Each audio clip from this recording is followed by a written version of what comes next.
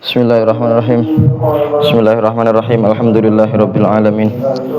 Wa sallallahu ala sayyidina Muhammadin wa ala alihi wa ashabihi wa man tabi'ahum bi ihsanin ila yaumiddin. Wa alaina ma'ahum wa fihim bi rahmatika ya arhamar rahimin. Allahumma 'allimna ma yanfa'una wanfa'na bima 'allamtana wa zidna 'ilman wa 'amalan wa ikhlasan wa qabulan amina amina ya rabbal alamin. Wa ba'du faqala al-muallifu rahimahullahu ta'ala wa nafa'ana bihi wa a'ada 'alaina min barakatihi amin. Qala limu wa yahrumu lan haram. Wa yahrumu lan haram iki bahas tentang perkara-perkara sing haram kagem wong sing haid kagem wong sing nifas. Ya sebut kita yang memiliki haid tok, tapi yang sing harame ya padha kanggo berlaku juga kanggo wong sing nifas. Wa yahrumu lan haram bil haidi kelawan haid. Wa fi ba'di nusakhi lan iku tetep ing dalam sebagian pira-pira naskah. Wa yahrumu lan haram alal haidi ing atase wong haid. Jadi al haid iku wong sing haid. Nggih. Jadi isim fa'ile haid iku wong haid. Meskipun gak ana tae ora. Dadi isim fa'ile boten haidah boten ya, tapi haid. Ya, meskipun ora ana tak muannase nggih. Iki wis menunjukno muannas. Soalnya apa sing haid ya khusus wong wedok, wong lanang gak haid ya. Nah, engko nek nifas isim fa'ile adalah napa? An-nufasa ya, an-nufasa. Iku isim apa jenenge? Wong sing nifas iku an-nufasa niku wong sing nifas atau apa jenenge sifat musyabbahah iku mungkin. Wa harumulan haram alal haidi ing atase wong sing haid. Samaniatu asya'a apa 8 pira-pira perkara. Dadi 8 perkara niki haram kagem wong sing haid kagem wong sing nifas. Napa mawon 8 iki? Ahaduha utawi salah sijine 8 as-shalatu iku salat. Fardhan padha uga ana apa salat iku salat fardu au naflan utawa salat sunnah. Wa kadzalan kaya mengkono nggih salat fardu utawa salat sunnah sajdatut tilawati apa sujud tilawah.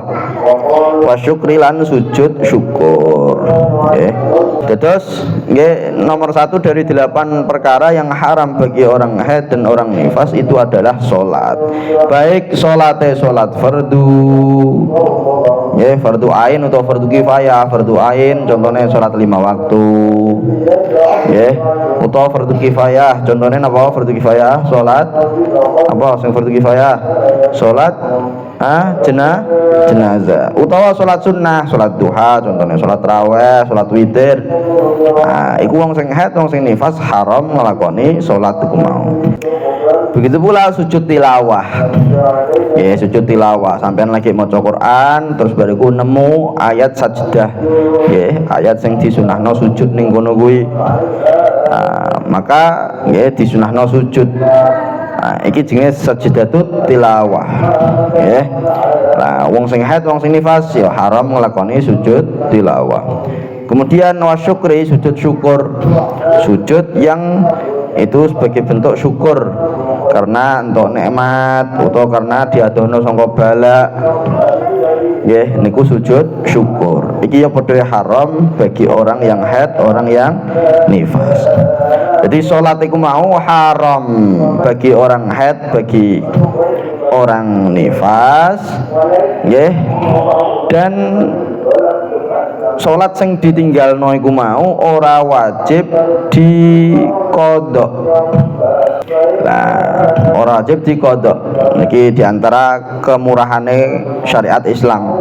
Jadi wong haid, wong nifas niki salate mboten wajib napa diqodho. Jadi wis ditinggal ya wis iku wis berarti bonus iku. Nggih, bonus. Ora wajib diqodho. Kok ana wong nggih saking sregepe ya, saking sregepe. Iki kok ana sing apa jenenge tak tinggal salate gara-gara haid iki ya, tak qodhoki lah. Qodhoki iki falau qadaza kuriha makruh. makruh, tapi watan akidu naflan mutlakon. Nah ana wong nggih wedok bar haid terus batun niku salat usolli fardhu dzuhri qadaan, misalkan qada iku ya iku jatuhnya salat tersebut bukan salat sing wajib zuhur iku moga, akan tapi ya jatuhnya saya jadi salat sunnah mutlak dan tidak diganjar, ora diganjar ambek Gusti Allah menurut pendapat sing muktamad. Ya, jadi wis gak usah repot-repot sampean nggih. Karuan ngondoki sing jelas-jelas sampean wajib nglakoni kok kelewat iku kodok iku hae ya. Sing apa jenenge salat ditinggal pas wayahe haid, wayahe nifas ora usah dikodoki nggih. Terus ngoten. Lah iku mau nggih salat nggih ora dikodoki nggih napa jenenge mboten di salat nak kanggo haid iku mau ditinggal ya, kecuali mangke nek niku mandeke pas wayah asar misalkan mandeke utawa sucine badhe haid terus badhe niku sucine waktu napa waktu salat asar, maka iki bar iki sesuci adus gede terus badhe niku ya sebagaimana ngelakoni salat asar engko sepakete. Jadi ana salat 5 waktu niku ana sing sepaketan zuhur ambek asar, maghrib ambek isya niku sepaket niku. Lah kok misal mandeke ning waktu apa mau salat asar, maka engko yang nglakoni salat asar ya ngontok salat zuhur. Ya, engko mandeke ning wayahe salat isya ya napa nglampahi salat isya ya ngontok ambek salat maghrib. Niku kados ngoten. Ya karena iku sepaket. Karena iku sepaket. Nah, subuh orang gadengane subuh. Ya, sing nak salat nggih kok ditinggalno wong sing haid wong nifas ora wajib diqadha. Beda nek poso. Poso niku diqadha. Dadi ana utang poso barang. Niki pun bulan apa iki? Jumatil akhir ya, Jumatil akhir apa masuk apa iki? Apa dereng? Yang ngurus dilungkas Rejab, Syaban, poso, dilungkas poso meneh. Ya iki sing duwe utang, sing lanang utawa sing wedok ndang disauri. Nyaurine piye? Ora nggo duit woten ya. Nyaurine pripun? Ya dengan cara puasa. Nggih. Nah, dadi ndang disauri iki dilongkas meh poso meneh. Ya. Dadi ngeten, nah poso niku wajib diqadha nggih. Poso niku wajib napa diqadha. Nah, sedangkan salat ora wajib diqadha. Kenapa? Salat niki bulan baleni terus, artinya setiap bulan datang bulan ya, setiap bulan iku nek kon wajib qadha repot iku ya, maka mboten wajib napa di qadha. Nah, nek poso wajib di qadha. Dawuh Sayyidah Aisyah nate ngendikan kunna nu'maru bi qada'is shaumi wala nu'maru bi qada'is sholati. Kita para sahabat maksudnya nggih dulu diperintahkan untuk mengqadha puasa dan kita tidak diperintahkan mengqadha salat. Sing perintah sapa? Ya Kanjeng Nabi Muhammad sallallahu alaihi wasallam. Wasani lan utawi kang nomor loro as-shaumu iku poso fardhon padha uga napa poso iku salat poso fardu au naflan utawa poso sunnah. Jadi ora oleh poso nggih, baik posone fardu kaya Ramadan utawa poso sing dinandari utawa poso sunnah Senin Kamis nggih, utawa poso Ayyamul Bid misalkan. Nah niku boten angsal nggih, haram. Lah kok misal kadang ini ya yang membuat rada gelo sithik iku wong wedok poso wis meh ya maghrib ndelalah haid wassalam wis terus niku mau posone nggih mboten sah, posone nggih wajib batalno iku wis dianggep posone mboten dianggep iku. Lah besok wajib qadha. Wasali sulan utawi kang nomor 3 qiraatul Qur'ani iku maca Al-Qur'an. Jadi sing nomor 3 sing haram bagi perempuan yang haid atau yang nifas itu adalah napa? Membaca Al-Qur'an. Ya, membaca Al-Qur'an niki nek Al-Qur'an iku dilafadzno dan diperdengarkan terhadap diri sendiri. Nggih, kok misal nggih ana wong apal Quran pengen terusan jadi mboten dibaca jelas ngoten mboten, tapi misalkan ya, maka kalau ngoten mboten haram. Tapi iku jenenge ora disebut maca Quran ya. Soale ora lafate ya mboten jelas iku mau. Nah, sing haram maca Quran kagem wong sing haid sing nifas niki nek di napa jenenge niati sebagai maca Al-Qur'an. Ya baik ya diniati maca Al-Qur'an iku mau dhewean niate iku tok. Nah, aku niat ibadah maca Qur'an iki lah. Misalkan iku ya. Utawa ambekan liyane misal dibarengi ambek zikir, apa dibarengi ambekan niat jaga apalan, nggih. Tapi ana unsur niat maca Al-Qur'an, nggih. Maka nek kok ngene iki haram, mboten angsal. Ya, tapi kok misal niatnya hanya sebatas zikir ning Gusti Allah tanpa dibarengi niat sebagai maca Quran iku mau, utawa mengitlakan artinya gak diniati sama sekali, utawa diniati hanya untuk jaga apalan misalkan ya, diniati hanya untuk menjaga apalan tanpa ada diniati dengan napa mau membaca Al-Qur'an iku mau, maka kalau ngene iki mboten napa-napa nggih, mboten napa-napa niku kados ngoten. Iki perinciane ngoten nggih. Tapi nek saged ya apa jenenge ditinggal mawon mboten napa-napa pas wayah haid. Ya mosok pas wayah suci rasa-rasa maca Al-Qur'ane pas wayah haid semangat ya aja lah. Jadi kayak ngoten. Ya, tapi yang perlu diperhatikan kok misal ngoten mbak-mbak sing pas wayah haid isih pengen ya njogo apalane misalkan, iku perlu diperhatikan bahwa sing oleh niku sampean macane. Lah adapun demek mushaf niku engko haram.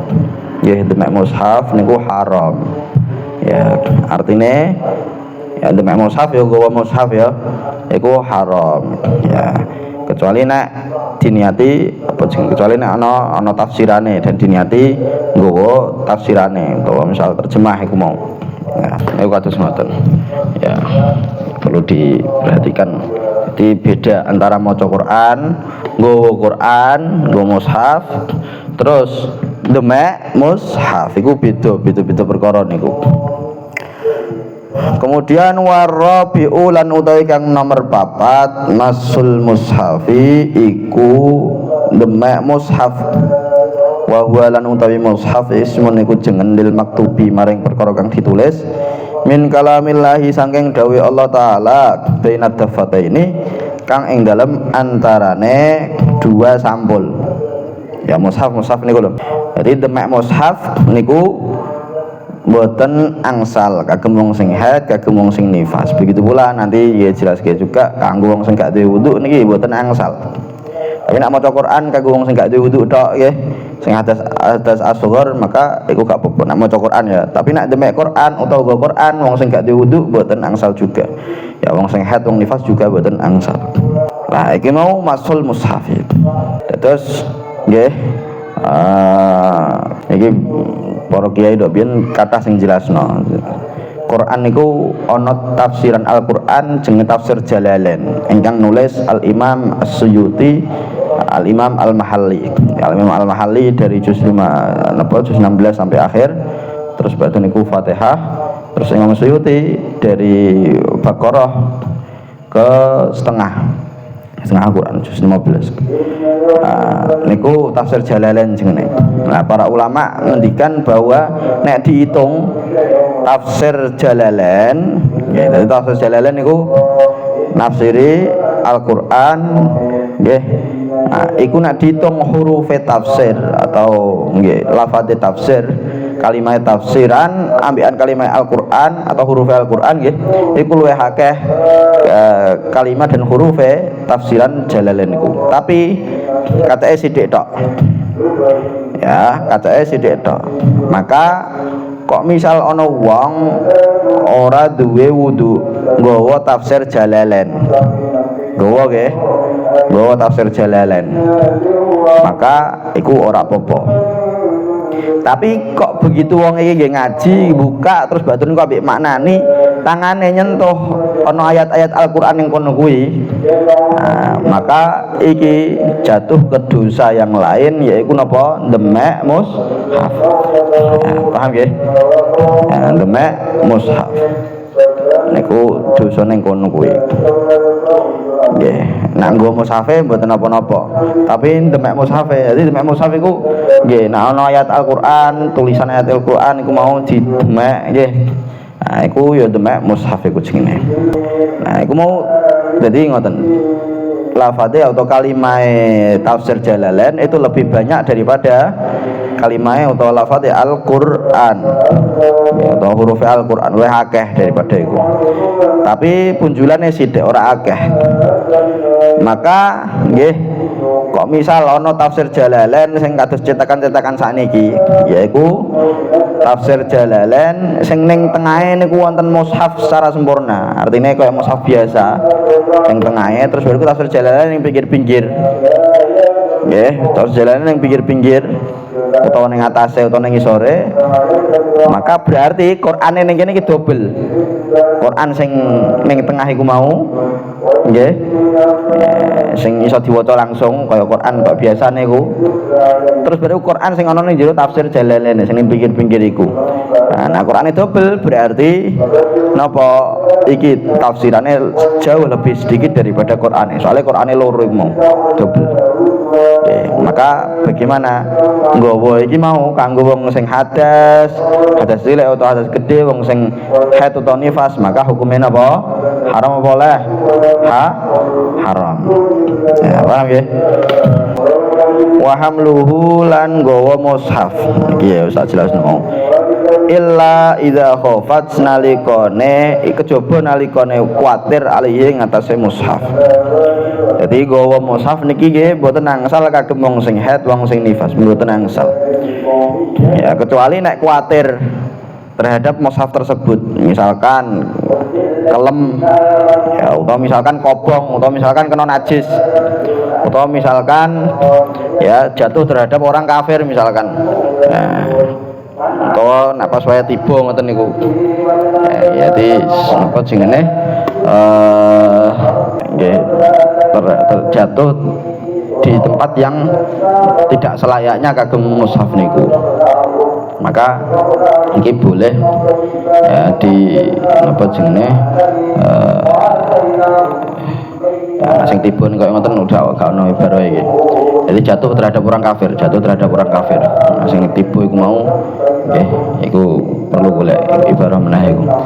Jadi jatuh terhadap orang kafir koyo ngono iku ya karena khawatir maka boleh megang atau membawa mushaf tersebut. Wal khamisu lan utawi kang nomor 5 dukhulul masjid iku masuk masjid lil haidi kedue wong haid in khafat nalikane kuwatir sapa wong haid talwithahu ing ngotori masjid. Jadi yang haram berikutnya adalah napa? Masuk masjid ya, masuk masjid ngelewati masjid, murur iku apa murur iku apa jenenge lewat mboten tengok-tengok nggih, nek tengok-tengok ning masjid tengok-tengok nyeten tengok-tengok iku ya memang kayak ning masjid biasa misal mandek terus bedo linggih utawa mandek sediluk. Nah, sing ngadeg mandek sediluk. Nah, iya termasuk tengok kaya ngene iki ya haram iki. Kaya ngene iki haram. Nggih. Lah sing dimaksud ning kene iki iku napa? Masuk ning masjid artinya napa? Lewat. Ya masuk masjid ya mencakup mau nggih, mencakup tengok-tengok. Utawa mencakup lewat. Ceket-ceket langsung mlaku set. Jadi mlaku saka pintu kanan menuju pintu kiri ya. Engko nak balik meneh niki engko dianggap ya tengok-tengok ning masjid iku. Jadi masuk ke pintu kanan ning pintu kiri, metune ke pintu kiri utawa sewalike kaya ngono kuwi. Tapi langsung ceket-ceket. Lah, iku kok kuwatir ngotori masjid ya dengan darah iku mau, maka kok ngene iki hukumnya apa? Haram. Ya, paham nggih? Tapi kok mboten wonten kuwatir ngotori masjid, nggih. Maka lewat sing koyo ngono lewat tok nggih. Nah, lewat tok niku hukumnya oleh-oleh wae. Tapi kok sampai tengok-tengok mandek delok ya iki jenenge tengok-tengok niki ya haram. Nah, sing oleh niku cuma lewat mawon. Ya, lewat dengan syarat mboten ngotori, mboten kuwatir ngotori masjid. Wasati sulan utawi kang nomor 6 at-tawafu iku tawaf. Fardhon padha uga ana apa tawaf iku tawaf fardhu au naflan utawa tawaf sunnah. Ya, tawaf sing rukun, tawaf fardhu, rukun nggih rukun haji misalkan utawa rukun umrah misalkan iku tawaf fardhu utawa tawaf sing sunnah. Nggih, tawaf sing sunnah. Ya, tawaf kudum. Ya. Sampean pertama kali ning Mekah iki sunahna tawaf, iki tawaf jenenge tawaf sunnah iki. Utawa tawaf ya wis angger kaya ngoten. Dadi wis angger pengen tawaf ngoten. Rumiyin kula nate ndereke umrah. Guru kula Syekh Anas Asyrafawi niku nak badhe isya beliau mesti tawaf tok, tawaf sunnah. Kon dhuwur tapi ora kon ngisor, kon dhuwur. Nah niku apa tawaf beliau. Nah, tawaf sunnah. Tawaf boten rangkaian umrah tapi tawaf sing ngger tawaf sunnah ngoten mawon. Lagi kanggo wong sing haid, wong sing nifas niki mboten angsal tawaf. Ya begitu pula wong sing batal wudune ora duwe wudu niki mboten angsal tawaf. Wasabi ulan uta kang nomor 7 alwatu iku wati kumpul kalih apa bojone iki. Hubungan suami istri niki mboten angsal haram. Wayusan ulan disunahake liman kedue wong wati akang wati sapa wan fi iqbalid dami ing dalem ya ing dalem apa jenenge oleh tambah oleh drese nggih drese geteh atas duku apa iqbalud dam etazayudu jadi tambah akeh geteh mau atas duku apa ya sedekah bidinarin kelawan sak dinar waliman wati'a lan waliman lan kedue wong wati'a kang wati nggih ngumpuli sapa man fi idbarihi ing dalem oleh mungkuri geteh artine tambah sithik nggih udah berkurang ya begitu pula ketika sampun suci ya tapi dereng adus misalkan. Oke, sampun mandek kok sampun suci sampun mandek tapi durung adus misalkan.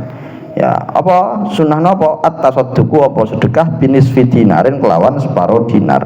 Jadi kanggo wong sing ngumpuli bojone sing lanang berarti ya. Tapi sing mau tuah sing dikumpuli niki mboten disunahke. Lah sing iku mau nek pas wayah awal-awal pas wayah deres-derese getah disunahno apa kok misal ya delala ya kebablasan kok ngono iku mau kumpul ambek bojone maka sing lanang iku disunnahno sedekah sak dinar. Nah pas wayah akhir-akhir getah wis rada sithik nggih begitu pula ketika sudah mandek getah tapi durung adus ya maka iki sing kebablasan niku mau sing lanang itu kok disunnahno sedekah setengah dinar. Dinar iku nggih. Nah, dinar iku duit sing berupa emas. Lha biyen niku gunakno dinar sampai dirham. Nah, dinar iku emas, nah dirham iku perak. Nggih. Terus kudu paham sampean, dinar iku apa, dirham iku apa. Aja kuwalik. Dinar iku duit sing berupa apa? Emas, ya. Ya emas iku wis emas. Nah, dirham apa berupa perak. Wasaminu lan utawi kang nomor 8 alistimta'u iku seneng-seneng bima kelawan perkara baina surrati kang tetep ing dalem antarane udel warubati lan dengkul minal mar'ati saking wong wadon. Napa jenenge sing nomor 8 sing ora oleh ya kagem wong sing haid utawa sing nifas iku napa? Yaiku adalah seneng-seneng antarane pusar ambek dengkul. Nggih. Ya anggota tubuh sing antarane pusar ambek dengkul. Fala yahrumu mongko ora haram alistimta apa seneng-seneng bima kelawan dengkul ambekan udel ya. Jadi sing haram niku sing antarane keduane iku mau. Lah adapun keduane niki mboten haram. Seneng-seneng dengan keduane iku. wala bima lan ora kelawan perkara fauqahuma kang tetep ing atase ya apa jenenge udel lan dengkul nggih alal mukhtari menurut pendapat sing dipilih fi syarhil muhadzab ing dalam syarah muhadzab. Iku sing muktamad kesenen ora jadi seneng-seneng di atase udel di atas di bawah jadi fauqahuma meskipun pakai fauqahuma tapi maksudnya apa sing ndure udel terus utawa ngisore dengkul ngono ya maksudnya menurut pendapat sing mukhtar sing dipilih dalam syarah muhadzab dan itu yang muktamad ya semesta trudal musannifu li dzikri ma haqqu an yuzkar fi ma sabab wallahu a'lam wa sallallahu ala sayyidina Muhammadin wa alihi wa sahbihi wasallam alhamdulillahi rabbil alamin.